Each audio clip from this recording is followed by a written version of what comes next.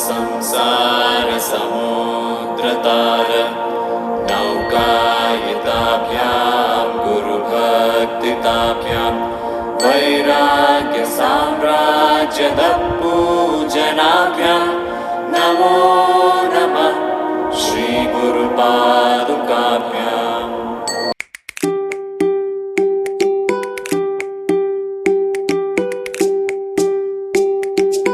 Good evening and a warm welcome and Guruji's spiritual journey। भक्ति योगा के session में सबसे ज्यादा भक्ति हूँ तो मुझे एक करने में बहुत मजा आता है कि हम कितने भी बड़े हो जाए लेकिन कहानी सुनना हम सबको उतना ही अच्छा लगता है।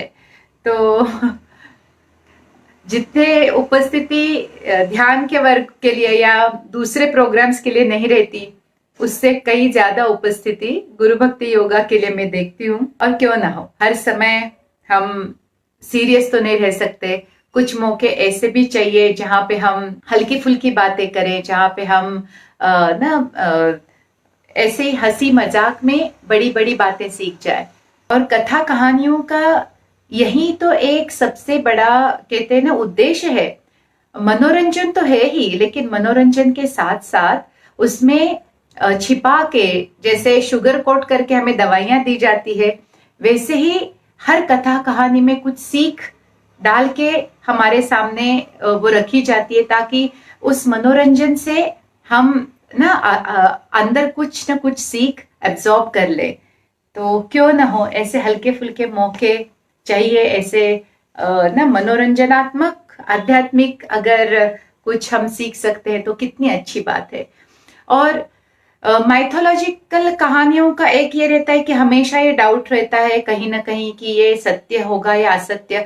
एक्चुअली कहानियों को सत्य है या असत्य इसमें तोलना ही नहीं चाहिए, क्योंकि ट्रुथ हो या ना हो उससे क्या फर्क पड़ता है, हमने सीख क्या ली वो ज्यादा महत्वपूर्ण है। और तब उस कथा कहानी का, जैसे मैंने कहा, उद्देश्य पूरा हो जाता है अगर वो सीख हम पकड़ पाए, अगर वो हम इम्प्लीमेंट कर पाए, अगर हमारे दिल को कोई बात छू जाए। तो इसलिए इन कहानियों का बहुत महत्व रहता है। लेकिन जब ये कहानियां असल जीवन से आती है तो वो कहीं और गहरी हमारे दिल में दिल को गहराई से छूती है, हमारे मन में जैसे वो बस जाती है। और जो भी आप लोग गुरुजी को जानते हैं वो ज्यादा अपने पर्सनल लाइफ को कभी डिस्कस नहीं करते हैं, ना ही उन्होंने कभी इसको प्रमोट करने के लिए, अपने स्वार्थ के लिए या अपने किसी कोई दूसरे एजेंडा के लिए कभी यूज नहीं किया। तो ये बातें इस प्लेटफॉर्म पे मैं इसलिए शेयर कर रही हूँ ताकि हम उनके जीवन से कुछ सीखे। इसका जरा भी उपयोग हम दूसरी किसी बात के लिए नहीं करते हैं, लेकिन इंस्पिरेशन के लिए, प्रेरणा के लिए इन कथा कहानियों का अगर उपयोग हो जाए और हम कुछ चार बातें गुरुजी के व्यक्तिमत्व से, उनके जीवन से सीखे तो उससे अच्छा और क्या मौका हो सकता है। तो पहले थोड़ा सा अभ्यास गुरु भक्ति योगा पुस्तक से, और उसके बाद फिर एक, जैसे मैंने कहा, ये नया सीरीज में शुरू करूंगी जहां पे गुरुजी के जो डिवाइन कनेक्शंस है, उनका जो कहते हैं ना, उनके पीछे जो मास्टर्स खड़े हैं उनसे गुरुजी का क्या रिश्ता है वो हम लोग समझेंगे। लेकिन छोटा सा पैराग्राफ हम गुरु भक्ति योगा से पहले सीखेंगे। तो गुरु एज अ ग्रेट गाइड, तो गुरु को जब हम एक मार्गदर्शक की तरह देखते हैं तो हम क्या देखते हैं और किस तरह से उन्हें देखना चाहिए वो स्वामी शिवानंद जी यहाँ पे बताने की कोशिश कर रहे हैं। He who teaches the way of knowledge is a veritable divinity on earth। अब यहाँ पे मैं आपको एक बात वापस याद दिलाना चाहती हूँ कि ज्ञान और जानकारी में जमीन आसमान का फर्क है।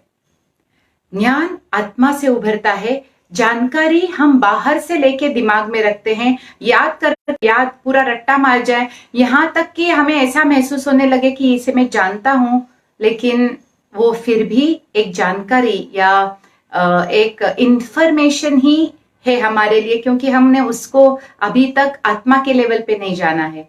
ज्ञान जो है वो बिना पढ़े, बिना बाहर की कोई इंफॉर्मेशन लिए अंदर से उभरता है। और जो व्यक्ति इस स्टैंड पॉइंट से बोलता है वो साक्षात चलता फिरता भगवान का स्वरूप है, ऐसे स्वामी शिवानंद जी बोल रहे हैं। तो गुरु को कैसे देखना चाहिए? एक चलता फिरता भगवान का स्वरूप के रूप में उसे देखना चाहिए। He who teaches the way of knowledge is a veritable divinity on earth.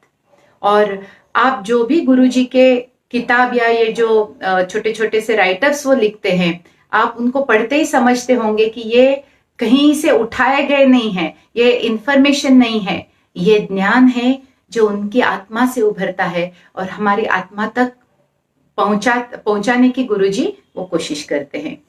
Who else but a guru can teach the way? और कौन, गुरु नहीं तो और कौन हमें उदाहरण ये सिखा सकता है कि ज्ञान, जानकारी या इंफॉर्मेशन में कैसा भेद है और कैसे सीखना चाहिए। Shows the way to God and makes the disciple happy forever. अब हर कोई खुश रहना चाहता है, हर कोई आनंद में रहना चाहता है। सभी ये जानते हैं शाम तक भी आप बरकरार नहीं रख सकते। कितने सारी चीजें हो जाती है इन 12 घंटे में या 13 घंटे में, जब आप जागृत होते हैं, आप सोते नहीं हैं और आपका आनंद बार बार खंडित होता है या टूट जाता है या छूट जाता है, आप कहिए। तो सिर्फ है जो आपके आनंद को हमेशा के लिए आपके दिल में प्रस्थापित कर सकता है। वो रास्ता दिखाता है ऐसे कि आपका आनंद, आपका ब्लिस, आपका पीस बरकरार रहे। He who path to perfection is the Guru. जो आपको आपके बेस्ट वर्जन में कैसे बदले इसका मार्गदर्शन करता है और उदाहरण आपके सामने, वो खुद के उदाहरण से वो आपको सिखाना चाहता है, तो वही सच्चा गुरु है। Who means darkness or ignorance. Ru means dispeller of this darkness or ignorance. By removing the darkness or the veil of ignorance in man, he becomes the Guru. तो गुरु कौन है? जो हमारे बुद्धि के ऊपर पड़े हुए अज्ञान के अहंकार से हमें मुक्त करता है, वो गुरु है। संस्कृत में गु शब्द का अर्थ है अंधकार या अज्ञान, और रू का अर्थ है जो इसे निकाल कर फेंकता है, जो इसको हटा देता है। तो ऐसे व्यक्ति को गुरु कहलाने की योग्यता का वो होता है जो दूसरों के मन से, हृदय से इस अंधकार को निकाल के फेंके। The spiritual teacher by his constant instruction trains the aspirant. तो जैसे लगातार वो मार्गदर्शन चलता रहना चाहिए। ऐसे नहीं कि अब ये कोर्स हो गया, अब आप अपने आप से बाकी का सब करते रहो। नहीं, गुरु एक बार हाथ पकड़ता है तो वो आप परफेक्ट उसके जितने लेवल पे जब तक आप नहीं पहुंच जाते तब तक गुरु हाथ नहीं छोड़ता है। हाँ, आप छोड़ के जा सकते हैं, लेकिन गुरु पकड़ा हुआ हाथ कभी नहीं छोड़ता है। हाँ, अगर हमने ही छुड़वा लिया तो वो पीछे नहीं आएगा, क्योंकि वो उसका काम ही नहीं है। लेकिन किसी ने अपना हाथ अगर गुरु के हाथ में सौंपा है तो वो गुरु अपनी ओर से वो कभी नहीं छोड़ेगा। The Guru is a divine gift from the Almighty to the true disciple. ये गिफ्ट सिर्फ और सिर्फ उसी व्यक्ति को मिलती है जो इस तरह का गुरु पाने की योग्यता रखता हो। नहीं तो उसको गुरु कौन है वो समझ में ही नहीं आता है, या फिर उस गुरु को वो जान ही नहीं पाता है और खुद ही छोड़ के चला जाता है। तो सिर्फ और सिर्फ जो इनको सच्ची प्यास है, जो ट्रू डिसाइपल है, जो सच्चा शिष्य है, सिर्फ वही एक गुरु को पहचान सकता है और उसके साथ वो टिका रहता है। उसका हाथ वो कभी नहीं छोड़ता है, चाहे कुछ भी हो जाए, क्योंकि जो भी कुछ होता है वो कर्मों का खेल है, वो संसार का ड्रामा है। वो अपना दोष गुरु के ऊपर नहीं लादता है, अपने परेशानियों को गुरु दूर करे ये अपेक्षा नहीं रखता है, क्योंकि गुरु का सिर्फ पहला कर्तव्य है कि अंधकार को, अज्ञान को निकाले। परेशानियों को वो निकालने की कोशिश करेगा, लेकिन वो पहला काम नहीं है। तो बहुत लोग क्या होते हैं, डिसअपॉइंटेड हो जाते हैं कि हम मेरे संसार, मेरे लाइफ से सारी परेशानियां हटा दी जाए। अगर वो नहीं हटती है तो वो दूसरे गुरु के पास पहुंचते हैं। लेकिन प्रश्न यही है कि आप गुरु के पास क्यों आए हैं। जैसे मैंने कहा, गुरु शब्द का अर्थ ही है कि आपके मन से अंधकार निकालने वाले व्यक्ति को गुरु बोलते हैं। तो आप गुरु के पास क्यों आए हैं? आपकी परेशानियों को दूर करने या आपके अंधकार को दूर करने? तो जिसको ये सत्य समझ में आता है वो किसी भी कारण से गुरु का हाथ नहीं छोड़ता है, क्योंकि आफ्टर ऑल हमारे जीवन की जिम्मेदारी हमारी है। हमारे कर्मों का हिसाब किताब हमें ही पूरा करना है। गुरु की कृपा रहते, उनके नॉलेज से ये जल्द से जल्द और बहुत इजीली हो जाता है, वो दूसरी बात है। लेकिन इस अपेक्षा से गुरु के पास आना कि अब गुरु सब ठीक कर देंगे और फिर मैं मौज मस्ती करने के लिए फ्री हो जाऊंगा, तो वो बहुत गलत धारणा है, क्योंकि ये गुरु नहीं करता है, उसका ये काम है ही नहीं। गुरु का काम है हमारे मन से अज्ञान का अंधकार निकाल के उसमें ज्ञान का प्रकाश जलाना, वो उसका पहला काम है। हम इस संसार में फंस न जाए, हम टूट न जाए, हम निराश न हो जाए, इसीलिए वो बाकी का भी काम करते हैं, लेकिन वो पहला काम नहीं है उनका। अगर वो ये काम ना भी करे तो भी उनकी वो जिम्मेदारी भी नहीं है। तो गुरु के पास मैं क्यों जा रहा हूं, ये 10 बार पूछने की बात है खुद को ही। मैं क्या अपेक्षा लेके जा रहा हूं, मैं किस काम से मैं किस काम के को लेके जा रहा हूं, ये हमें ही दिल में टटोलने वाली बात है। ऑल स्क्रिप्चर्स, तो भगवान की कृपा जब बरसती जीवन में आता है, और मेरे ख्याल से भगवान की कृपा इतनी बरसे कि हम उस गुरु को पहचान पाए। नहीं तो गुरु तो आता है और लोग छोड़ के भी चले जाते हैं, या फिर उनको वो गुरु का महत्व ही नहीं समझ में आता है। तो गुरु आने के बाद भी अगर दिख ना पाए या फिर समझ में ना आ पाए तो हाय राम, फिर क्या पाया। मैंने कहा ना, इस जीवन में क्या पाया अगर हम अपने गुरु को नहीं पहचान पाए, क्योंकि बाकी सब तो माया का खेल है, बाकी सब तो यहीं का यहीं रहना है। सिर्फ एक कनेक्शन जो सच्चा और पक्का रहता है वो है हमारा अपने गुरु के साथ। अगर उसी कनेक्शन को हम नहीं पहचान पाए और उसके ऊपर ये संसार का ड्रामा हावी हो गया तो हाय रे किस्मत।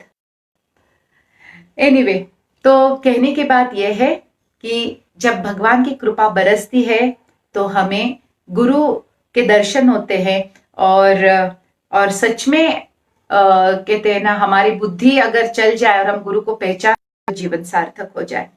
All scriptures emphatically declare the necessity of a guru. किसी भी शास्त्र को आप पढ़िए, उसमें गुरु का किया हुआ है, गुरु का महत्व बार बार समझाया गया है, क्योंकि बिना मार्गदर्शक के वैसे भी हम कोई भी चीज नहीं सीख सकते। आध्यात्म और भगवान जैसी इनटेंजिबल, यानी जो समझ में ही नहीं आती, ऐसी न चीज को समझने के लिए तो मार्गदर्शक की कितनी जरूरत होगी। सादी सादी चीज को भी सीखने के लिए एक मार्गदर्शक चाहिए ताकि हम परफेक्ट हो जाए। आप चाहे एम्ब्रॉयडरी लो, आपके काम में फिनिश लाने के लिए, आपके काम में वो उत्कृष्टता लाने के लिए आपको मार्गदर्शक की जरूरत पड़ती है, जो छोटी छोटी खामियों को निकाल के आपको परफेक्ट करे। तो आध्यात्म में गुरु की कैसे ना जरूरत हो, तो यही उन्होंने बोला है कि सारे ग्रंथों में, सारे शास्त्रों में गुरु का महत्व उजागर किया हुआ है। Even the divine incarnations like Shri Rama accepted his guru Shri Vashishtha and obeyed his commands. ये तो मैंने बार बार उदाहरण दिए हैं। अगर भगवान भी मनुष्य का रूप लेके इस पृथ्वी पर आता है तो उसके ऊपर भी अज्ञान का पर्दा रहता है, और उसे हटाने के लिए उसे भी गुरु की जरूरत पड़ती है। और सारे ऐसे अवतार, यही मैंने बोला ना, कहानियों का आप महत्व देखिए। कहानी सच्ची है या झूठी है, हुई या नहीं हुई है, इससे कोई फर्क नहीं पड़ता। आपने सीखी। अगर भगवान श्री राम भी नतमस्तक होते अपने गुरु के सामने, अगर श्री कृष्ण भगवान की भी अपने गुरु के चरणों में रह के सीखते, तो हम कैसे, सिर्फ इंसान की बुद्धि पे ही इतने कहते ना पर्दे पड़े होते हैं कि उसको कहीं ना कहीं इतना अहंकार होता है कि मुझे क्या जरूरत है गुरु की, मैं तो ये किताब पढ़ लूंगा, वो किताब पढ़ लूंगा, ध्यान कर लूंगा, बाकी का मुझे अपने आप से आ जाएगा। तो चलिए, हो जाए जन्म के जन्म ऐसे ही, और ऐसे ही होता है। जन्म जन्म इस तरह से अकेला इस रास्ते पे चल के, भटक के, गोल गोल घूम के वो भी आत्मा सीखेगी एक न एक दिन, और फिर गुरु का महत्व अपने आप से मन में ना पक्का हो जाएगा और तब वो गुरु की खोज करेगा। तब तक किसे यहाँ पे जल्दी है? गुरुजी बोलते हैं ना, तुम्हें ही जल्दी है, मेरे को बहुत जल्दी है। अगर मेरा बस चले तो हर एक को पकड़ के मैं गुरु के पास बिठा दूं, लेकिन वो पॉसिबल नहीं है। अब जाके वो मैच्योरिटी भी मुझ में आ गई है कि ये बहुत पर्सनल सा डिसीजन है, और जब तक हृदय में वो आस नहीं, वो तड़प नहीं जागती, वो कनेक्शन पक्का नहीं होता। भले ही मैं जबरदस्ती या थोड़ा प्रेरित करके किसी को ले भी आऊं गुरु के चरणों में, लेकिन अगर उस व्यक्ति के अंदर ही आस नहीं है, उसकी दृष्टि अभी तक कच्ची है, उसके मन में अभी भी ना समर्पण की भावना, भक्ति भाव या विश्वास नहीं है, तो वो संबंध रहेगा नहीं। तो अभी मैंने छोड़ दिया है। हाँ, मैं प्रेरित जरूर करती हूँ, लेकिन जो अट्टहास रहता था कि आप क्यों नहीं आगे जा रहे, आप क्यों नहीं दीक्षा ले रहे, आप क्यों नहीं गुरु जी को गुरु मान रहे हैं, अब मैं वो नहीं करती। अब मैं प्रेरणा देती हूँ कि ऐसे करने से सबका फायदा है, लेकिन उसके बाद मैं छोड़ देती हूँ उनके अंदर की आवाज के लिए ये डिसाइड करना कि क्या वो सच में इस मौके का फायदा लेना चाहते हैं और आगे बढ़ना चाहते हैं। क्योंकि मैंने कहा ना, गुरु को गुरु के रूप में देखने के लिए भी एक लेवल तक आना पड़ता है, नहीं तो वो एक मनुष्य या थोड़ा रिस्पेक्टफुल मनुष्य के रूप में ही हम देखते हैं। और वो आस कि मुझे बदलना है, कितना अहंकार देखो मनुष्य को है कि मुझे बदलना है, ये भी उसे हजम नहीं होता कि मुझे क्या बदलना है, मैं तो अच्छा खासा हूं, मैं बुरा तो नहीं हूं, तो फिर मुझे और क्या बदलना है, मुझे और क्या सीखना है। तो यहां तक आके भी अहंकार छूटता नहीं है। हमें तब तक बदलने की जरूरत है जब तक हम इस मनुष्य की बुद्धि से काम कर रहे हैं, तब तक हमें बदलने की जरूरत है, क्योंकि मनुष्य की बुद्धि एक लिमिट तक ही चलती है, और अनलिमिटेड जो कैपेसिटी है अपने ही अंदर, वो जागरूक जब तक नहीं होती तब तक हम लिमिटेड एडिशन ही रहेंगे। तो लेकिन वो महसूस होनी चाहिए, वो जरूरत महसूस होनी चाहिए, तभी जाके वो काम होगा। तो अभी मैं पीछे नहीं पड़ती। I respect your decision and I wait eagerly. जो भी गुरुजी से दीक्षा लेते पूना में, शायद उनको याद आए या ना आए कि जब आप दीक्षा के लिए जाते हो तो मेरी आंखों में आंसू होते हैं। ऐसे लगता है कि मेरा जीवन सफल हो गया। एक सोल को ये समझ में आ गया कि गुरु का क्या महत्व है, और जो खुशी मुझे होती है उसका मैं बखान नहीं कर सकती। तो लेकिन मैं तब तक राह देखती हूँ, तब तक मैं ना पेशेंटली धीरे धीरे एनकरेज करने का काम करती हूँ कि आपके दिल में कभी ना कभी वो आस जग जाए और आप ना श्रद्धा पूर्वक, विश्वास पूर्वक गुरु के चरणों में समर्पित हो जाओ। इवन द डिवाइन इनकारनेशन हो गया, the disciple however great he may be from the standpoint of the world can not taste the nirvanic bliss without the help of a परसेप्टर।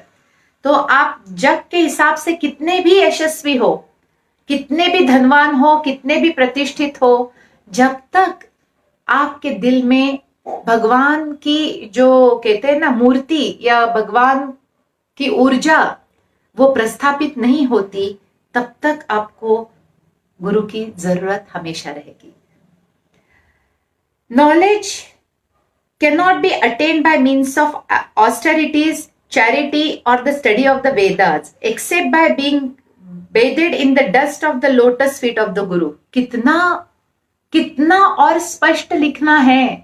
मैंने कहा ना, अब से तो मैंने बिल्कुल तय कर लिया है कि जो भी तदेकम में आएंगे और जिनको भी दीक्षा चाहिए, पहले तो मैं ये पुस्तकें उनको देने वाली हूँ या फिर ये वीडियोस देखने के लिए एनकरेज करने वाली हूँ कि पहले समझो और फिर तैयारी करो और फिर शिष्य बनो। बहुत काम आसान हो जाएगा, बहुत जल्दी जल्दी आप अकम्प्लिश कर पाओगे। नहीं तो कितने सारा समय, कितने सारे साल तो खुद को ही तैयार करने में निकल जाते हैं। और ये मेरे अपने उदाहरण से बोल रही हूँ, क्योंकि जब मैं गुरुजी की शिष्य बनी थी विधिवत दीक्षा के, सच में कुछ भी अकल नहीं थी, कुछ भी नहीं थी। हम तो बस खुशी होती है, उनके साथ गप्पे होते हैं, उनसे थोड़ा बहुत नॉलेज होता है, बस यही हमें, जैसे बच्चे खेलते हैं होती है, लेकिन उससे उसका कोई महत्व नहीं होता है। वो इधर फेंकता है, उधर फेंकता है, उसे कोई वैल्यू नहीं होती है। तो वो वैल्यू समझते समझते पता नहीं कितने साल, मुझे लगता है 6-7 साल निकल गए। पहले तपस के बाद मुझे महसूस होने लगा कि हाय मेरे हाथ में क्या है, और मैंने उसे कुछ भी यूज नहीं किया। उसके बाद से फिर अपने आप से मैं सीखने लगी, और अब तो ऐसी किताबें सामने आ गई है कि अगर ये पहले मिल गई होती तो शायद मैंने ना अलग तरह से मैंने अपने गुरु को पहचाना होता। तो कोई बात नहीं, अभी भी कोई ज्यादा देर नहीं हुई है। जो भी शिष्य बनना चाहते हैं, जो भी इस मार्ग पे चलना चाहते हैं, ये एक बहुत ही ऑथेंटिक किताब है जिसको आप बार बार पढ़ सकते हैं और ना खुद को शिष्य के रूप में तैयार कर सकते हैं। तो क्या लिखा है? नॉलेज यानी ज्ञान को आप कोई भी ऑस्टेरिटीज यानी आप संन्यास भी ले लो, आप बहुत कष्ट दो शरीर को, तब भी ज्ञान नहीं मिलेगा। ना ही सारे धन को लुटा के, फिर तो कर्ण को भी ना ज्ञान की प्राप्ति हो जानी चाहिए थी, सबसे बड़े दानी थे, नहीं हो पाई। चैरिटी और स्टडी ऑफ द वेदास, आप कितना भी किताबें पढ़ लो, आपको ज्ञान नहीं प्राप्त होगा। आपको इंफॉर्मेशन यानी जानकारी बहुत रहेगी आपके पास, लेकिन ज्ञान नहीं मिलेगा। ज्ञान सिर्फ और सिर्फ, कितना ये वाक्य सुंदर है, शायद ये मैं अपना ना स्टेटस बना लू, except by being bedded in the dust of the lotus feet of the गुरु। गुरु के पैरों की जो धूल है, जब तक वो नहीं चढ़ती हमारे तन मन और दिमाग के ऊपर, तब तक वो ज्ञान मिलने से रहा।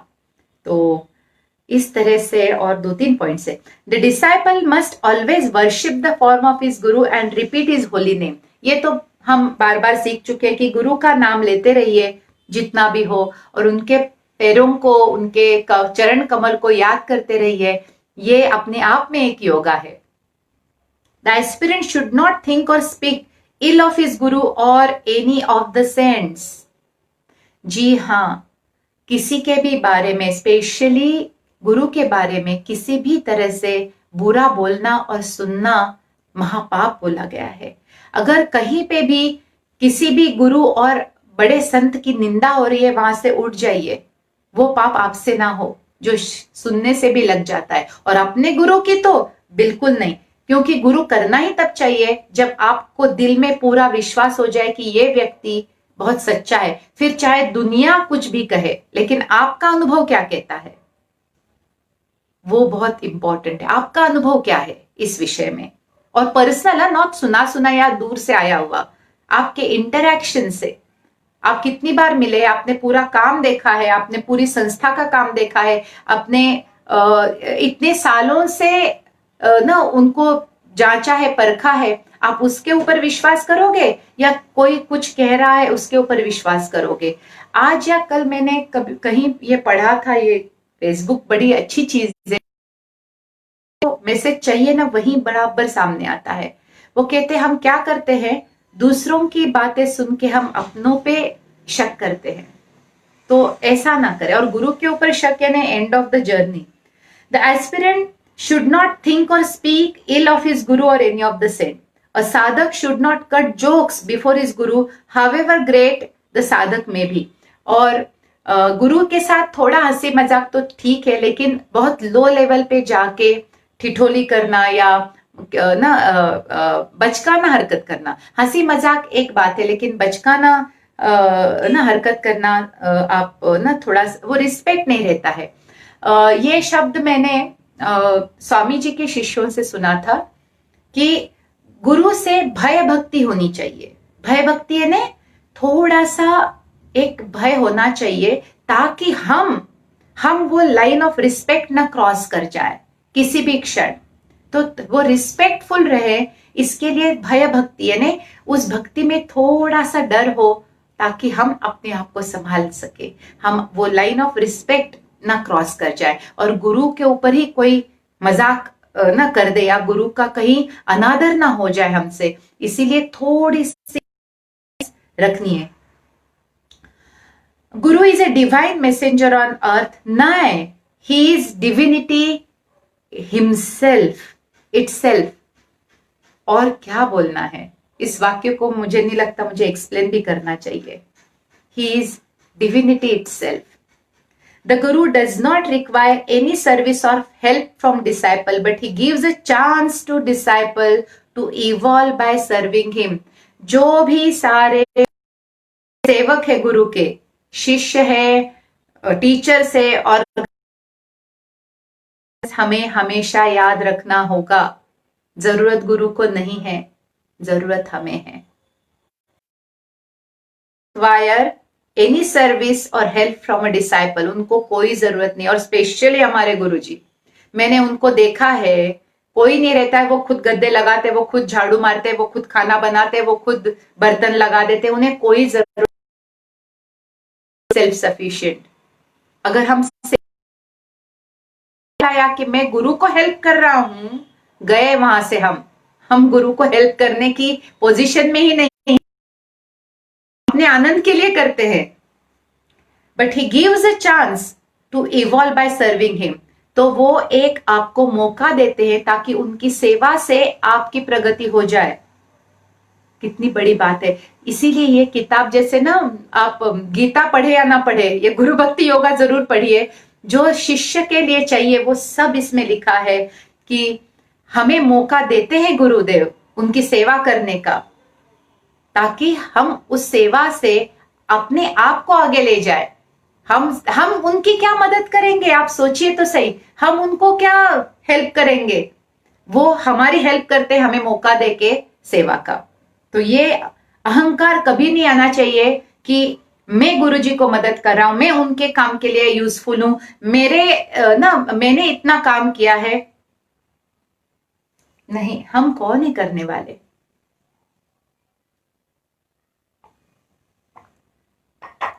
ओके, तो चलिए अब हम चलते हैं गुरुजी के जीवन से कुछ क्षण जो बहुत ही इंटरेस्टिंग है, बहुत ही सीख देने वाले हैं, और बहुत ही सुंदर अनुभव हैं उनके, जो उन्होंने ऐसे ही कभी कभी मेरे साथ शेयर किए थे, जो मैंने आज याद कर करके वो नोट डाउन किए हैं. तो लास्ट टाइम जब मैंने वॉइसेस ऑफ द वर्ल्ड लिया था, लास्ट टाइम का स्ट्रिंग ऑफ पर्ल्स, उसमें जैसे मैंने कहा था कि सब वननेस में है, एक साथ जुड़े हैं, भले भले अलग लगते हो लेकिन सब एक साथ होते हैं. और वो वननेस जब हम समाधि में पहुंचते हैं तो वो वननेस फील होता है. और ये मैंने गुरुजी से पूछा भी था कि वो वननेस फील होने के बाद वापस ड्युअलिटी में आते हुए तकलीफ नहीं होती है, क्योंकि वो अलगाव, वो वापस दूरी के. तो गुरुजी ने बहुत सुंदर उत्तर उसका दिया था कि सीमा, कितना भी बड़ा वो अनुभव हो वननेस का, लेकिन उसमें एक कमी होती है. वो बहुत ग्रैंड अनुभव है, नो डाउट अबाउट इट, वो बहुत अमेजिंग अनुभव है, लेकिन उसमें भी एक कमी है. जो कमी उसमें से बाहर आके ड्युअलिटी में ही, द्वैत में ही फील होती है, वो है प्रेम. कहते प्रेम एक ऐसी चीज है जो दो होने पर ही महसूस होती है, एक होने पर नहीं. और इसीलिए कितने संत वापस से ड्युअलिटी में आते हैं ताकि भगवान के प्रति वो प्रेम वो महसूस कर पाए. वो वननेस में नहीं होता है. तो गुरुजी बोलते हैं इसीलिए उनको ये द्वैत में रहना बहुत अच्छा लगता है, क्योंकि तब वो अपना प्रेम भगवान को अर्पण कर सकते. वननेस में आप किसको क्या दोगे, जब एक ही रहता है, हम अपने प्रति ही प्रेम कैसे व्यक्त करें. इसीलिए जब दो होते हैं तो वो प्रेम बहुत अलग होता है.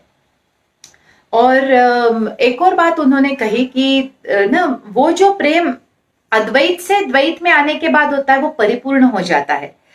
आज हम जो प्रेम करते हैं दूसरे व्यक्ति के ऊपर, उसमें मनुष्य का स्वभाव बहुत आ जाता है, उसमें स्वार्थ आता है, उसमें एजेंडा आता है, उसमें कंपैरिजन आती है, उसमें जेलसी आती है, उसमें पॉजिटिवनेस आता है. लेकिन जब वननेस सेपरेटेड, वो प्रेम बहुत अलग लेवल पे पहुंच जाता है और इतना प्योर हो जाता है, इतना प्योर कि वो आनंद की बात हो जाती है. और ऐसा समझ नहीं सकता है, वो सिर्फ उस लेवल पे जाके ही समझ में आता है. तो ये बात थी ना, कैसे वो प्रेम के लिए द्वैत वापिस, यानी दो वापिस से सेपरेटेडनेस, अलगाव जरूरी है. दूसरी चीज जो मैं आपको बताना चाहती हूँ कि जैसे मैंने कहा ना, गुरुजी हमेशा, ये तब की बात थी जब मैंने मेरे रेकी के सारे सेशंस कंप्लीट कर लिए थे और मैं असिस्टेंट बन गई थी। और कभी कभी रेकी के पहले गुरुजी इंटेंस पूजा करते थे और जैसे हट करते हैं बच्चे, उसी तरह से मुझे बहुत ये होता था कि इतनी देर आप क्या करते हो, या फिर ना आपकी पूजा कैसे होती है मुझे देखना है। तो उन्होंने एक दिन मुझे अलाउ किया कि चलो अच्छा आ जाओ। और वो मैंने ऑल्टर देखा और वो जिस तरह से पूजा कर रहे थे और जिस तरह से वो मेंटल कम्युनिकेशन उनका इतना अच्छा फील हो रहा था। तो ना तब मैंने गुरुजी से पूछना शुरू किया कि गुरुजी, आप इन लोगों ने, इतने करोड़ों देवता है और जैसे आप सबको पता है कि गुरुजी पारसी है और पारसी लोगों का इतने देवताओं से कैसे कनेक्शन हो जाता है। तो मैं ऐसे ही पूछ रही थी कि आपके ऑल्टर पे जो ये सारे एंटिटीज है, मास्टर्स है, चूज किए हैं या कैसे, लेके आपका कनेक्शन है कैसे डेवलप हो गया। तो गुरुजी ने कहा कि उनके लिए इन सब की वर्शिप वो प्रेम व्यक्त करने का एक मौका है जो वो देना चाहते। मैंने कहा अभी ड्युअलिटी में आए हैं क्योंकि वननेस में वो प्रेम नहीं ऑफर कर सकते, और इस फॉर्म में उनके उस स्वरूप को जान के जो प्रेम उभरता है, जो कृतज्ञता उभरती है, वो सिर्फ मैं इसी फॉर्म में दे सकता हूं। और ये जो एंटिटीज है, जैसे शिवजी और माँ है, कहते हैं वो तो जैसे ना एक जन्म जन्मांतर का मेरा कनेक्शन मुझे फील होता है, और उनके प्रति कृतज्ञता, प्रेम ये व्यक्त करना मेरे लिए सबसे बड़ी पूजा है। और मुझे उसमें इतना आनंद आता है। कहते ये लोग मेरे लिए सिर्फ फोटोग्राफ नहीं है, सिर्फ मूर्ति या शिवलिंग नहीं है, मेरे लिए वो साक्षात है, क्योंकि उनका मैंने अनुभव लिया है। तो मैं जब आंखें बंद करता हूँ या खुली आंखों से भी मैं जब फोटो देखता हूँ तो मुझे वो फोटो नहीं नजर आते हैं, मुझे वो असल में बैठे हुए नजर आते हैं। और ना मैं जब फूल रखता हूँ तो मुझे वो साक्षात पूजा का मुझे आनंद मेरे अंदर महसूस होता है और मेरा मन कृतज्ञता से, भक्ति से और समर्पण से भर जाता है, और मेरी यही पूजा है। तो कहते हैं ये कनेक्शन जन्म जन्मांतर का है, मैंने कोई कॉन्शियसली नहीं चूज किया है, बस फील होता है, और इसीलिए मैंने इनको चूज किया है अपने प्रेम भाव को व्यक्त करने के लिए। तो हर एक को ये स्वातंत्र है कि आप किसको चूज करें अपना प्रेम दर्शाने के लिए, वहां पे जबरदस्ती नहीं की जा सकती। तो अगर मुझे गणेशा से लगाव महसूस होता है तो आप जबरदस्ती से किसी और देवता की स्थापना ना करें, क्योंकि ऐसे तो सारे देवता एक ही है, लेकिन आपको किस फॉर्म से कनेक्शन महसूस होता है वो आपका कनेक्शन है। तो वहां पे आप पूरा स्वातंत्र लीजिए कि किस फॉर्म से आपको लगाव है और वो कनेक्शन महसूस होता है, क्योंकि बिना कनेक्शन के वो प्रेम उत्पन्न नहीं होगा, और तो फिर वो कम्युनिकेशन कैसे होगा। तो जबरदस्ती किसी देवता को चाहने की कोशिश ना करें। सिंपल सी बात है, जिसके ऊपर दिल आया है आप उसी व्यक्ति से वो प्रेम भावना रखते हैं, आप जबरदस्ती किसी और व्यक्ति के लिए वो प्रेम निर्माण नहीं कर सकते। तो उसी देवी देवता को आपको मानना है जिनको आप आंखें मूंद करके भी आपके मन में वो प्रेम भाव आप महसूस करो। तो वर्शिप किसको करना चाहिए, इस प्रश्न का उत्तर गुरुजी ने ऐसे दिया कि जिसके प्रति मन में कुछ हलचल हो, जिनको देख के आंख में आंसू आ जाए। और वो उन्होंने खुद बताया, जब मैं माँ और शिवजी को देखता हूं मुझे इतना प्रेम महसूस होता है कि मेरे आंख से आंसू आ जाते, भक्ति के, न कृतज्ञता के, प्रेम के।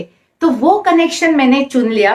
तो सारे देवता मेरे लिए हैं, अस्तित्व में हैं, और मैं बहुत रिस्पेक्ट भी करता हूं, लेकिन मेरी वर्शिप के लिए मैंने इनको चुना है।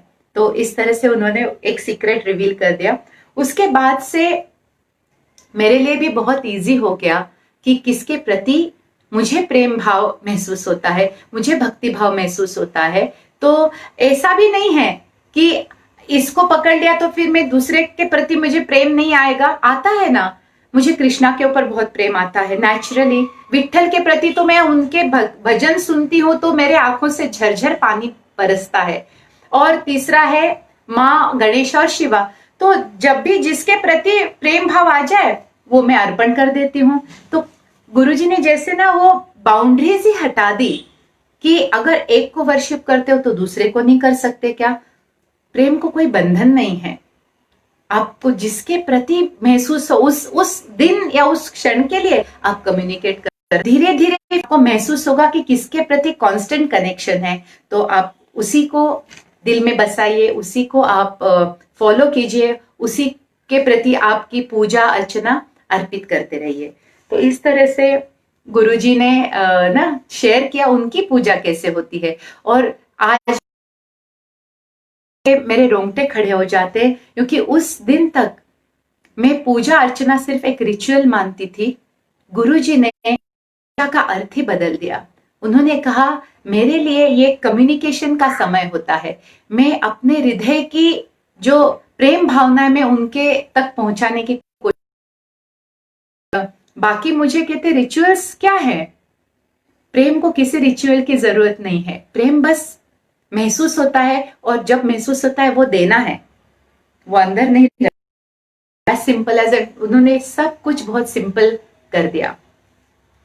तो ऐसे कितने सारे ना छोटे मोटे किस्से और ना उनके ऑल्टर के जो मास्टर्स हैं उनके बारे में उन्होंने बताना शुरू कर दिया। जैसे साईं बाबा के बारे में मैंने पहले भी बताया, बहुत ज्यादा स्ट्रॉन्ग कनेक्शन गुरुजी का साईं बाबा से रहा है। एक फादर फिगर की तरह साईं बाबा ने हमेशा अपना कहते हैं ना सपोर्ट, अपना ब्लेसिंग, अपना प्रेम जताया है गुरुजी के प्रति। और बहुत छोटे समय से, जब गुरुजी बहुत छोटे थे, बच्चे थे, तब से बाबा ने कुछ ना किस्से में वो कनेक्शन से आपको देती हुई। इसीलिए गुरुजी के ऑल्टर पे साईं बाबा की फोटो या मूर्ति हमेशा होती है, क्योंकि वो कनेक्शन है। जबरदस्ती वो फोटो नहीं रखे हैं उन्होंने एक भी। उनके ऑल्टर पे जो भी फोटो या जो भी डेटीज या मास्टर्स विराजमान हैं, उनसे उनका बहुत बहुत स्ट्रॉन्ग कनेक्शन है, वो दिखाने के लिए नहीं है। तो हम चलते हैं कि कैसे बाबा का कनेक्शन गुरुजी ने महसूस किया और कैसे कैसे अनुभव उनको आए और उनकी भक्ति और उनके कनेक्शन को और स्ट्रांग बना दिया। तो ये पहला जो किस्सा है वो गुरुजी बहुत छोटे थे और जैसे मैंने कहा गुरुजी के पिताजी बहुत जल्दी चल बसे थे। गुरुजी कुछ महीनों के ही होंगे, 9-10 महीने के होंगे जब उनके पिता का निधन हो गया। और उनकी माताजी का एज तब शायद 20-21 साल का ही होगा। बहुत ही यंग एज में वो विधवा बन गई थी, एक बच्चा। तो उस अवस्था में वो बहुत शॉक में थी, वो बहुत दुख में थी। और ना उनको ना वो जैसे ना एक जैसे पथरा गई थी, कुछ समझ में नहीं आता है ना, जब पथरा गई थी ऐसे ऐसे हो गया था।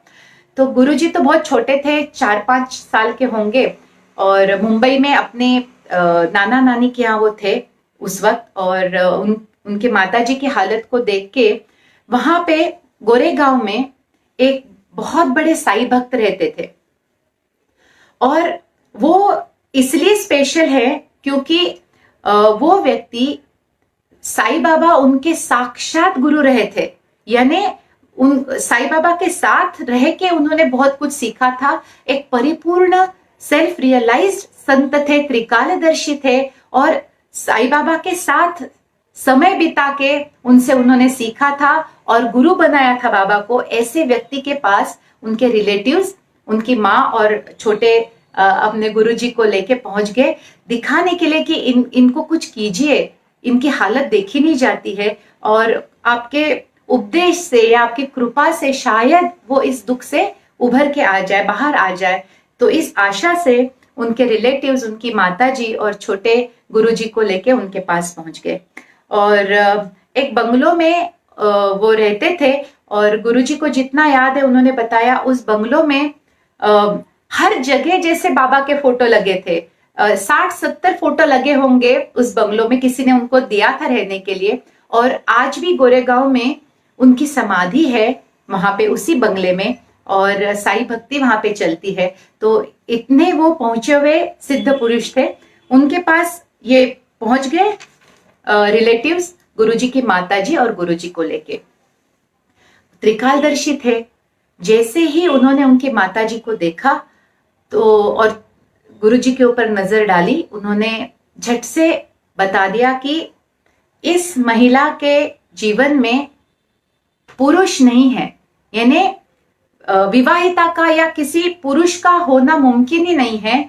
इस बच्चे को जन्म देने के खातिर सिर्फ उतने ही सालों के लिए इस व्यक्ति का प्रवेश हुआ था, और जैसे ही उद्देश्य सफल हो गया वो पुरुष निकल गया, क्योंकि इसी माता के गर्भ से इनका जन्म होना निश्चित था। ये कोई साधारण बालक नहीं है, इसको धारण करने के लिए एक लेवल की पावर लगती है जो इस महिला में है, और इनके नसीब में एक पुरुष का सुख है ही नहीं और इसके आगे भी नहीं है। बस इस बच्चे को जन्म देने भर के लिए उस आत्मा ने इनके पति होने का कर्तव्य निभाया, और जैसे ही इस बच्चे का जन्म हुआ उन्होंने इस जग से विदा ले लिया। और ये बच्चा बहुत स्पेशल है, ये बहुत अलग है, ऐसे करके उन्होंने आशीर्वाद दिया भर भर के और मार्गदर्शन किया कि इनके जीवन में वैवाहिक है, इनके जीवन में कोई पुरुष आ नहीं सकता। तो इस तरह से उन्होंने बहुत आशीर्वाद दिए, और बाद में भी ये लोग आते जाते रहे, मिलते रहे उनसे, उनके आशीर्वाद तो ये पहला ये था साईं बाबा का। जैसे साईं बाबा माता जी को बाबा की भक्ति की कहते हैं ना, वो शुरुआत हो गई, और उसके कुछ सालों बाद उन्होंने नासिक शिफ्ट ने ये निर्णय ले लिया कि अब मुंबई में नहीं रहेंगे, नासिक में रहेंगे। तो वो छोटे गुरुजी को लेके वो नासिक चली गई, और नासिक तो शिरडी के और पास है, तो उनकी माता जी का और सुकून मिलने लग गया। शिरडी आना जाना शुरू हो गया, नया नया था तो थोड़ा कहते हैं ना विश्वास और वो कनेक्शन उनकी माता जी का बन रहा था। कि क्या एक दिन की बात है, ये दूसरी और तीसरी शायद की विजिट हो गई होगी उनकी माता जी की, और वहां से वो ऊदी लेके आती थी बाबा की और रखती थी घर में।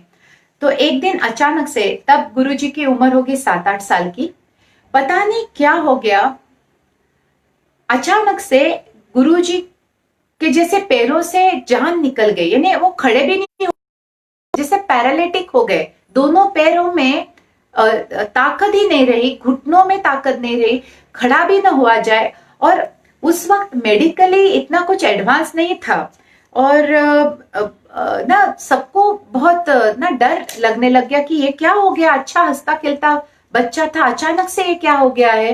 तो माता जी को बड़ा टेंशन आ गया कि क्या करे, डॉक्टर को तो दिखाएंगे, लेकिन ऐसे देखना भी एक माँ के लिए कितना पेनफुल हो, बच्चा खड़ा भी नहीं हो रहा है, जैसे पैरों में जान ही नहीं है। तो वो शिरडी जाके आई थी और उदी थी उनके पास, तो मन में था कि, लेकिन उन्होंने वो कहते ना एक आस रहती है कि कोई बात नहीं, देखते तो है अगर कोई फर्क पड़ता है क्या नहीं। जैसे पैर बेजान हो गए हैं, वो बच्चा 10-20 मिनट के बाद भागता भागता अपने माँ के पास आता है, और जैसे बीमारी का कोई नामो निशान ना हो। और बाबा ने वापस अपना आशीर्वाद, अपना ब्लेसिंग, अपनी कृपा दिखाई कि गुरुजी को, जैसे मैंने कहा ना, फादर फिगर की तरह वे गुरुजी के जीवन में हमेशा उपस्थित थे, हमेशा उनके पीछे खड़े होते थे, और किसी भी तकलीफ को वो गुरुजी के देख नहीं पाते थे। तो इस तरह से बाबा की उदी से गुरुजी के पैरों में जान आ गई, और वो उसके बाद से वो सारे सिम्टम्स भी चले गए। 20 मिनट में बाबा ने उनको खड़ा कर दिया और गुरुजी इधर उधर भागने लग गए।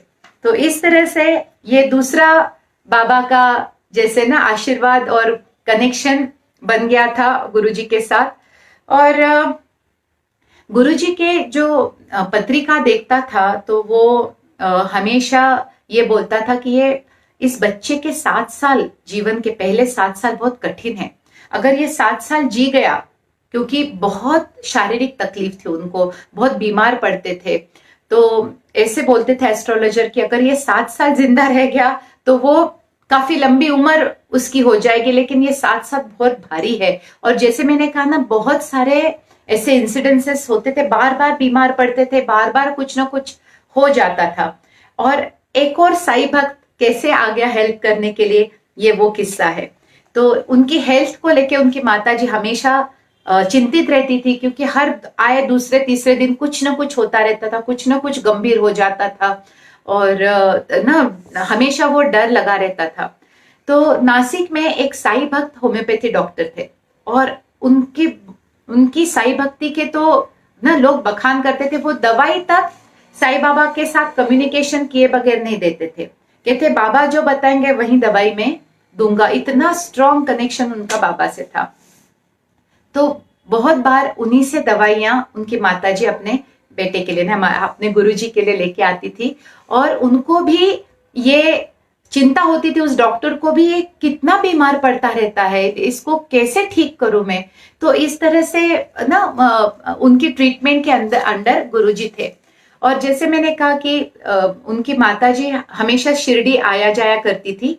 तो एक दिन गुरुजी को लेके उनकी माताजी शिरडी गई हुई थी, और कोइंसिडेंस देखिए, वो डॉक्टर भी उसी दिन शिरडी आए हुए थे।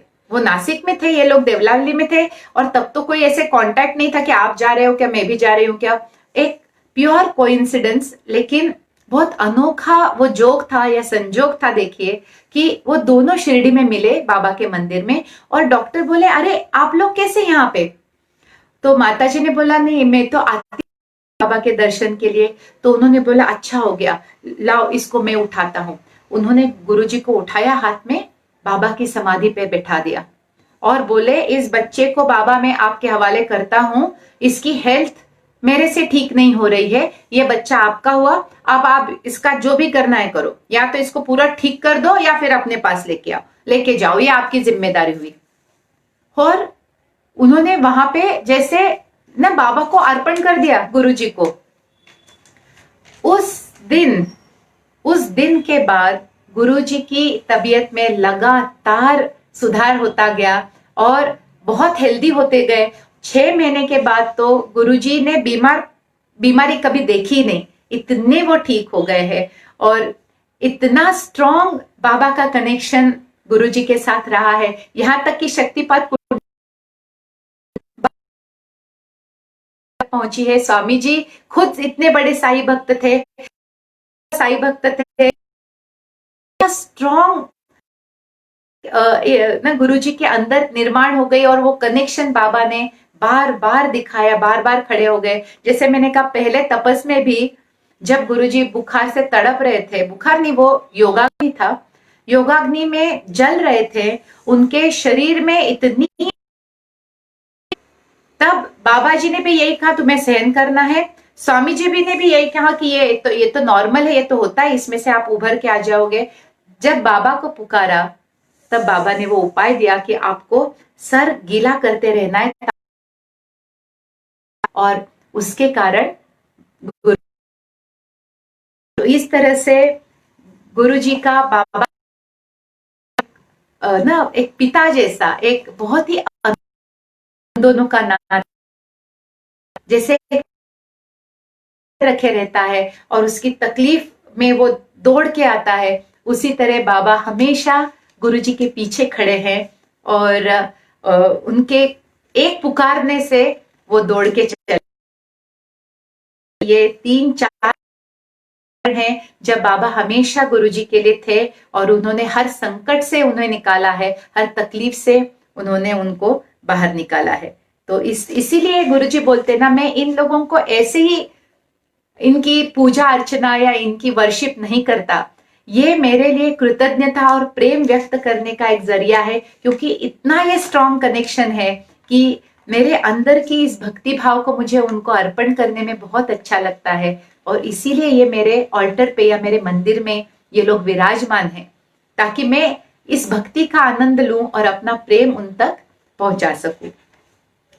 दूसरे जो एक मास्टर है जिसको आपने गुरुजी के ऑल्टर पे देखा होगा,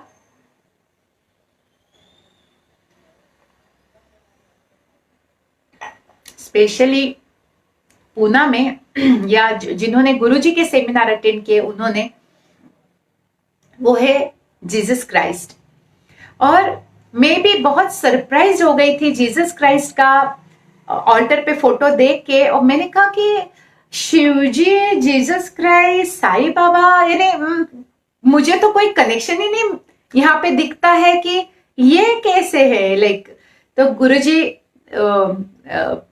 ना कहते हैं ना, कुछ कुछ चीजें वो रिवील करते थे, तो उन्होंने कहा कि नहीं, साईं बाबा ने ना अलग तरह से अपना कनेक्शन दिखाया और मुझे याद दिलाया। जीसस क्राइस्ट ने अपनी ओर से भी मुझे वो कनेक्शन याद दिलाया, और उनके आशीर्वाद, उनके ब्लेसिंग्स हमेशा उन्होंने मेरे लिए भेजे हैं। तो वो मैं कुछ आपको इंटरेस्टिंग कथा वो सुनाऊंगी कि कैसे जीसस क्राइस्ट गुरुजी के साथ जुड़ गए, और नो वंडर की हीलिंग जो गुरुजी सिखाते हैं, और जीसस का और हीलिंग का इतना गहरा संबंध है। तो ये एक आशीर्वाद ही तो है कि हीलिंग सिखाने के लिए गुरुजी को चुना जाता है, और जीसस क्राइस्ट को तो हीलिंग का बादशाह बोलते हैं कि उनके स्पर्श से उन्होंने ना क्या नहीं करके दिखाया। तो ये कनेक्शन आपको बहुत मजा आएगा फील करने में। और ये तब की बात है, पहला जो जीसस का कनेक्शन जो गुरुजी को महसूस हुआ या फील होने लगा, वो दिन भी गुरुजी कहते याद है, वो था 25 दिसंबर 1966। 25 दिसंबर क्रिसमस डे 1966 की बात है। 25 दिसंबर स्पेशल डेट है, स्पेशली 1966 की, क्योंकि उस वक्त उस दिन गुरुजी के नवजोत सेरेमनी को प्लान किया गया था। नवजोत यानी थ्रेड सेरेमनी, पारसी लोगों में भी थ्रेड सेरेमनी होती है, और एक बड़ा ओकेजन माना जाता है। और गुरुजी की उम्र रही होगी कुछ 6 साल की, और इस दिन को चुना गया। कोइंसिडेंस ऐसे कुछ होता नहीं, ये संजोग नहीं होते हैं, ये बहुत स्पेशल दिन होते हैं। तो 25 दिसंबर का दिन था। कुछ 50 एक रिलेटिव्स आ गए थे इस ना छोटे से ओकेजन के लिए। और गुरुजी जहां रहते हैं नासिक में, वो 4-5 बंगलों का एक कॉम्प्लेक्स है। और ना, और उस वक्त कैसे होता था कि ना जो नेबर्स थे, जो ना आस पड़ोस के लोग थे, तो जैसे एक फैमिली की तरह होते थे। तो जो सारे रिलेटिव्स भी आते थे वो नेबर्स के साथ रह जाते थे। तो इस तरह से 50 लोग उस कॉम्प्लेक्स में गुरुजी के रिलेटिव्स रह रहे थे। और ना सुबह यानी 25 दिसंबर उनकी माताजी जल्दी उठ गई थी, और क्योंकि तैयारी करनी थी, अग्यारी यानी फायर टेम्पल जाना रहता है उस, तो वो तैयारी करने में लग गई थी। और उनका भी एक प्रेयर ना टेबल है, जैसे ऑल्टर टेबल है, उसके ऊपर उन्होंने अपने सब फोटोज रखते हैं। तो नेचुरली हम ऐसे अच्छे दिन हम ना हम आशीर्वाद लेते हैं, और फिर हम अपने ना जो भी समारंभ है उसके लिए हम बाहर निकलते हैं। जैसे ही वो अपने प्रार्थना स्थल पे पहुंचे, एक सफेद लिफाफा पड़ा था। उन्हें बड़ा आश्चर्य लगा कि ये रात को तो नहीं था, ये यहाँ पे क्या कर रहा है। थोड़े देर उनको लगा कि इतने सारे रिलेटिव्स हैं तो शायद किसी ने रख दिया होगा, जिसका है वो उठा ले हो गए, किसी ने उसको हाथ भी नहीं लगाया। तो बाद में फिर उन्होंने सबको पूछा कि ये किसका है एनवलप, ये यहाँ पे क्यों रखा है मेरे प्रेयर टेबल के ऊपर। तो सबने बोला हमने तो नहीं रखा है, और ये हमारा है ही नहीं। तो फाइनली उन्होंने सोचा कि चलो खोल के ही देखते हैं, तो समझ में आ जाएगा किसका है क्या है। जैसे ही उन्होंने खोला, अंदर क्रिसमस का एक ग्रीटिंग था, मदर मैरी के साथ बेबी जीसस का। और वो जो क्वालिटी थी, गुरुजी को अभी भी याद है, और शायद अब तक उनके पास वो फोटो है। कहते 1966 में भारत में उस तरह की प्रिंटिंग पॉसिबल ही नहीं थी। 3D टाइप का इतना सुंदर क्वालिटी पेपर और इतना सुंदर फोटो मदर मेरी और बेबी जीसस का कि देखती रह गई उनकी माताजी की ये आया कहां से। वहां पे दूर दूर तक कोई क्रिश्चियन नहीं रहते हैं, न ही कोई चर्च है। और 1966 में ऐसे कोई घर घर जाके ऐसे आजकल के जैसे ना डिस्ट्रीब्यूट नहीं करता था। इतना तरह का ग्रीटिंग टेबल पे जो कि काफी पर्सनल, काफी अंदर ऐसे दरवाजे पे हो बाहर से, सबसे पूछ के भी आज तक किसी को पता नहीं चला कि वो एनवलप आया कहां से।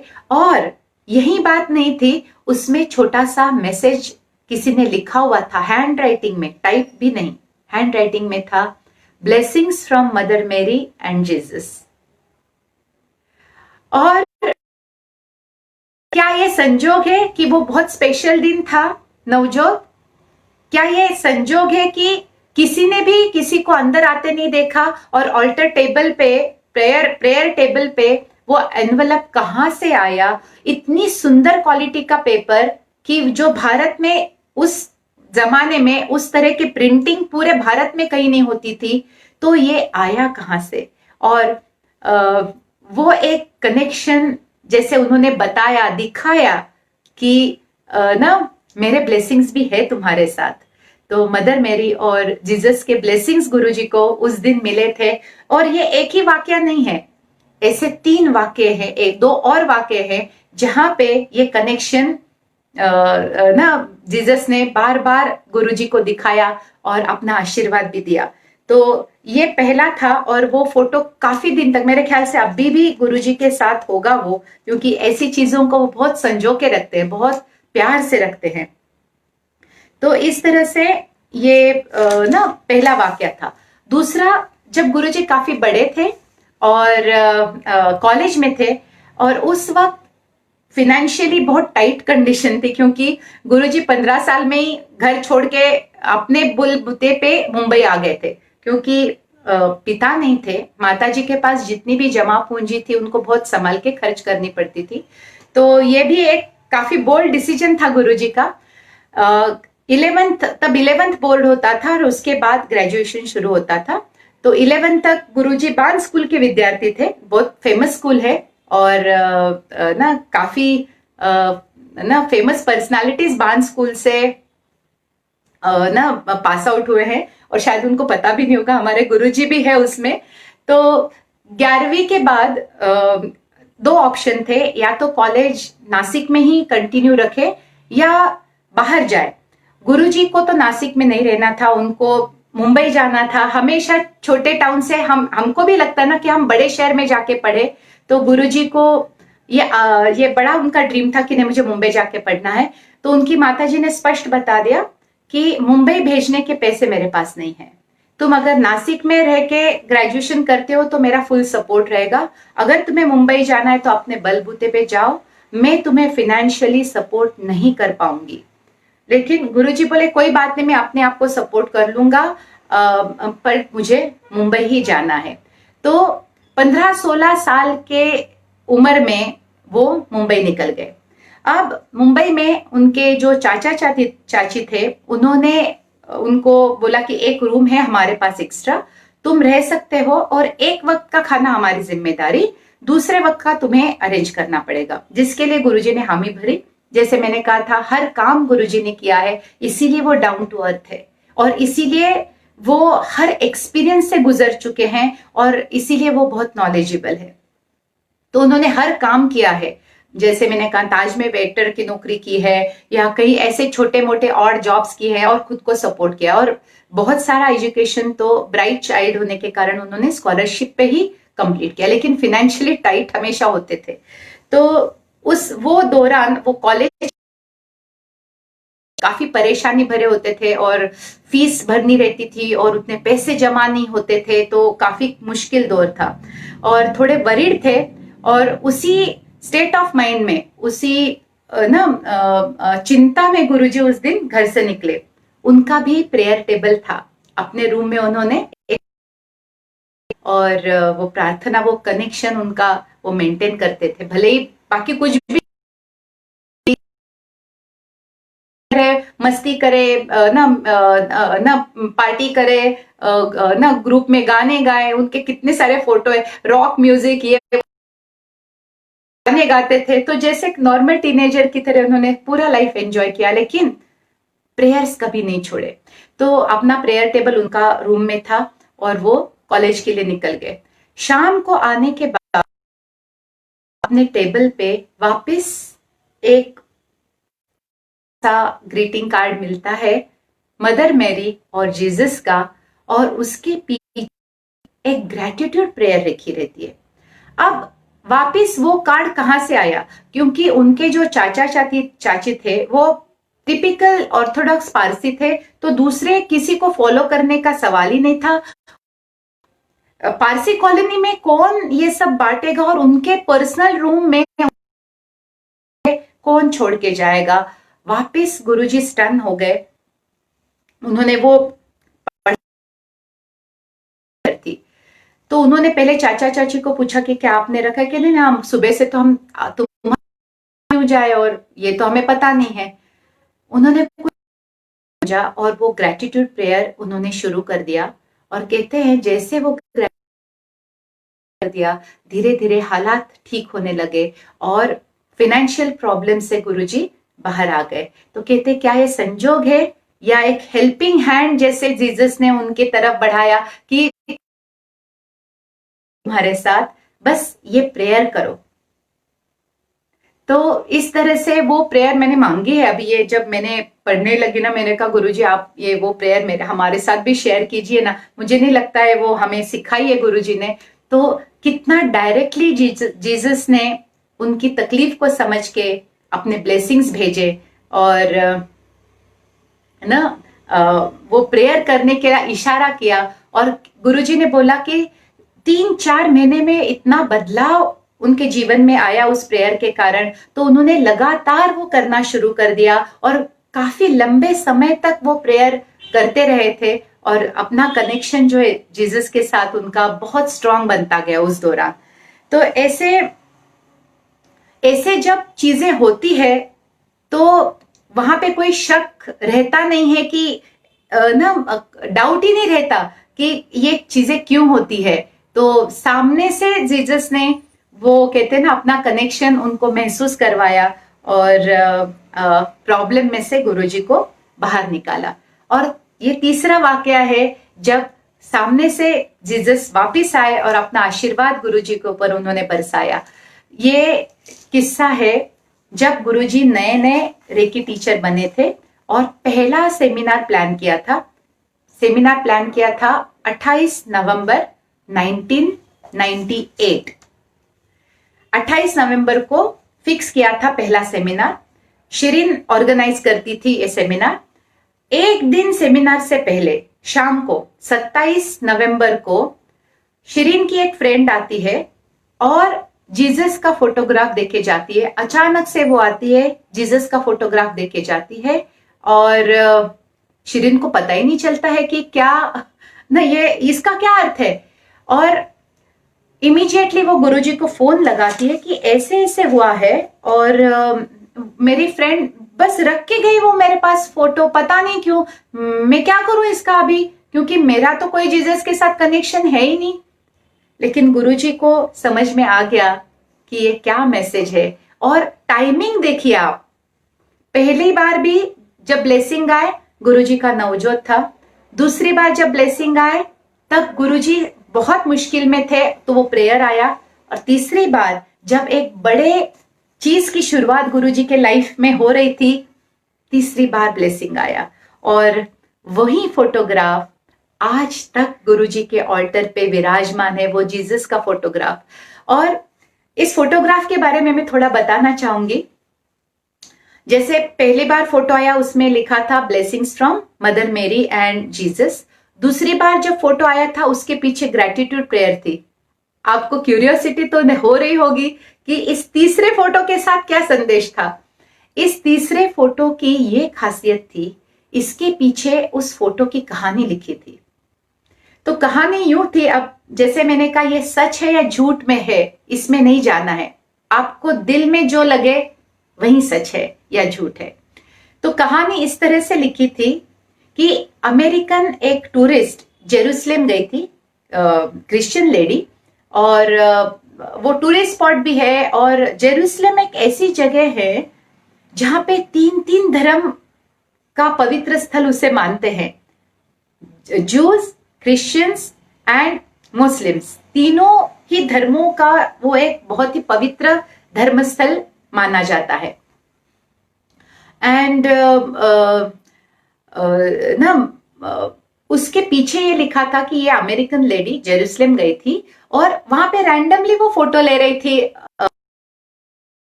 और फोटो डेवलप किए, ये फोटो उन फोटो में डेवलप होके आ गया, और उनको लगा कि ये जीसस क्राइस्ट ने उनको जैसे एक अपना रूप दिखाया। उस दौरान कोई फोटो वोटो नहीं होते थे, जब जीसस थे तब कोई फोटो वोटो नहीं होते थे, लोग कल्पना से ही वो बना लेते थे कि कैसे होते होंगे। अब राम और कृष्ण को भी किसने देखा है, लेकिन लोग कल्पना, जिनको दर्शन होता था, समझो ना कोई अनुभव में उन्होंने जो देखा था उसी तरह से वो चित्र बनते आए हैं। तो जैसे ये चित्र उभरा तो उस लेडी को ऐसे लगा कि शायद ये साक्षात असल में जीसस क्राइस्ट ने अपना खुद का स्वरूप रिवील किया है। और वो आप फोटोग्राफ देखो और उस फोटोग्राफ की आंखों में देखो, आपको सच्चाई पता चल जाएगी। ऐसे वास्तव में लगता है कि करुणा और प्रेम की मूर्ति है, और उनकी आंखों में देखते ही कुछ होने लगता है। तो ऐसा फोटो एक बड़े स्पेशल दिन की शुरुआत से पहले आ जाए तो आशीर्वाद नहीं तो और क्या होगा। और देखिए अगेन, जीसस, मैंने कहा ना, वो तो हीलिंग के देवता है, उनका हीलिंग के सेमिनार से पहले आना यानी एक बहुत बड़ा आशीर्वाद गुरुजी को वहां पे दिया उन्होंने। और मेरे ख्याल से यहाँ पे जो भी तदेकम से सीख के जाता है रेकी, उनके थ्रू जीसस का आशीर्वाद मेरे ख्याल से साथ चलता है। और अगर हम ना वो विश्व से वो यही बताते, अभी रेकी सिखाने वाले तो कितने लोग हैं, लाखों लोग हैं, लेकिन जो रिजल्ट तदेकम के लोगों को मिलते हैं, जीसस का बहुत बड़ा ब्लेसिंग हमारे साथ चलता है। तो ये भी वाकया बहुत खास है, और तब से लेकर आज तक गुरुजी ने साथ नहीं छोड़ा, ना ही जीसस ने उनका साथ छोड़ा है, और वो बिल्कुल हमारे ऑल्टर पे विराजमान है एक बहुत पावरफुल आशीर्वाद के रूप में। तो इस तरह से जीसस के जो कनेक्शन है, क्योंकि बहुत लोगों को ये, और guruji he never bothers to reveal his connection, क्यों? क्योंकि ये उनके पर्सनल कनेक्शन है, उन्होंने वो पर्सनल कनेक्शन किसी पे भी नहीं थोपे हैं। माइंड यू, उन्होंने किसी को भी ये जबरदस्ती नहीं की है आज तक कि ये जो मैं वर्शिप करता हूं तुम सभी करो, क्योंकि कहते वो मैं नहीं कर सकता, आपको अपना कनेक्शन ढूंढना है, जिसमें आपको कनेक्शन नजर आए वो आपका भगवान है। तो ये गुरुजी की महानता है। नहीं तो यहाँ पे जो बाजार बसते हैं, जबरदस्ती की जाती है कि अच्छा ये हमारे गुरु का फोटो है, इसे आप घर में रखो। आपने कभी तदेकम में ये जबरदस्ती देखी है कि आप ये गुरु का फोटो घर में रखो? कभी नहीं। ना ही ये जबरदस्ती होती है कि ये गुरु के आराध्य है, इनका घर में फोटो हो, जी नहीं। ये पूरी की पूरी फ्रीडम यही दर्शाती है कि किस तरह से ये कनेक्शन होने चाहिए। ये जबरदस्ती से नहीं बनते हैं, ये दिल से बनते हैं, और वो प्यार से बनते हैं। और ये गुरुजी बोलते हैं ये मेरे कनेक्शन से, और इनके आशीर्वाद और इनके प्रेम को मैं अपने ऑल्टर पे सजाता हूँ, और मैं अपना भी कृतज्ञता, अपना भी प्रेम और डिवोशन में इन लोगों से बांटता हूँ। तो ये आज हम लोगों ने जाने दो ऐसे पावरफुल कनेक्शन जो गुरुजी के पीछे खड़े हैं, और इनकी फिलॉसफी, इनकी ना ब्लेसिंग, इनके आशीर्वाद ये गुरुजी के काम में हमेशा झलकते आते हैं। अगली बार मैं आपको रिवील करूंगी कुछ और स्ट्रॉन्ग कनेक्शन, स्पेशली ना शिव जी के साथ और माँ के साथ जो गुरुजी का संबंध है। बाबा जी के बारे में मैं क्या कहूँ, वो तो बहुत उनका कनेक्शन दिखाते हैं, और देयर इज अ लिमिट कि मैं बाबा जी और गुरुजी के बीच का कनेक्शन में कितना रिवील करूं, क्योंकि वो जन्म जन्म का नहीं है, वो हजारों जन्म का उनका साथ है। और जैसे ना एक टीम की तरह उन्होंने हजारों वर्षों से, हजारों यानी 5, 10, 15,000 वर्षों से वो एक साथ टीम के तरह काम कर रहे हैं। तो वो बहुत पावरफुल कनेक्शन है। और उसके बारे में देयर इज अ लिमिटेशन कि मैं how much I can reveal, लेकिन वो बहुत अलग बॉल गेम है। लेकिन शिवजी और माँ के विषय में मैं जरूर ऐसे ही जो स्ट्रॉन्ग और पावरफुल जो इंसिडेंसेस है वो मैं आपके साथ लेके आऊंगी, बांटूंगी। लेकिन तब तक याद रखिए, आपकी भक्ति, आपका प्रेम, ये बहुत स्ट्रॉन्ग कनेक्शन है डिविनिटी के साथ। गुरुजी ये बोलते हैं कि भले ही आत्म साक्षात्कार हो गया हो, लेकिन अगर आपके मन में प्रेम नहीं हो तो आपके मन में कुछ नहीं है, खाली है, वो खाली घर है। जिसके दिल में प्रेम है उसमें भगवान का वास है, क्योंकि भगवान खुद प्रेम का स्वरूप है। ये पावर, ये ताकत, ये सिद्धियां, ये भगवान का रूप नहीं है, क्योंकि वो फिजिकल बॉडी में होता है। भगवान का रूप प्रेम और केवल प्रेम है। तो जिसके दिल में प्रेम है उसके दिल में भगवान है। Thank you so much for being with me on this journey and enjoy this connection. और बिल्कुल फ्रीडम रखिए, जिस किसी से, किसी भी फॉर्म से आपको लगाव हो, प्रेम, बस उसको पकड़ और बढ़ाइए, उसको और निखारिए, और बहुत सारी कृतज्ञता, भक्ति भाव से वो कनेक्शन को सींचिए, बढ़ाइए। किसी को आपके भक्ति के ऊपर जबरदस्ती ना करने दे, नहीं तो वो भक्ति नहीं रहेगी। तो इसीलिए तो कोई मुस्लिम होके उसको हिंदू भगवान पसंद आता है, कोई हिंदू होके उसको गुरु नानक देव पसंद आते हैं, कोई सिख होके उनको शिव जी की आराधना करने का मन होता है। आपकी मर्जी, क्योंकि भगवान के ऊपर इनका बंधन कभी नहीं था और न कभी होगा। आपके दिल के ऊपर आपका अधिकार है, जिसको भी आप आपके दिल में बसाना चाहो, आपका फ्रीडम है। बहुत बहुत धन्यवाद, शुक्रिया, शुभ रात्रि। मिलते हैं अगले गुरुवार को। Thank you so much with lots of love.